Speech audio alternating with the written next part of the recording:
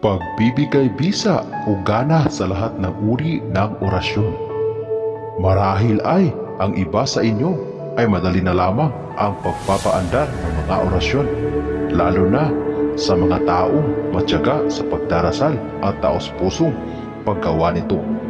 Ngunit sa iba na mailap ang pagpapaandar ng mga orasyon, ay itong aking ibabahagi ay para sa inyo. Pero bago ang lahat ng yan, kung bago ka pa lang sa channel na ito at gusto nyo ang mga ganitong usapin, ay inaanyayahan ko kayong pindutin ang subscribe button at ang bell icon nang sa ganon ay lagi kayong ma-update sa may bago tayong upload.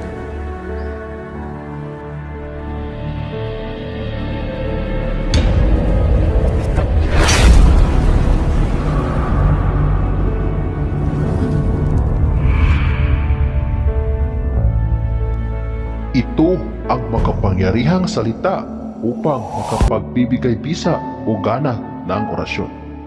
Gabi-gabi itong gagampanan bago ka matulog. Manang anaka nakan akana kanam. At ito naman po ang susi. Dakturong daktuam amen.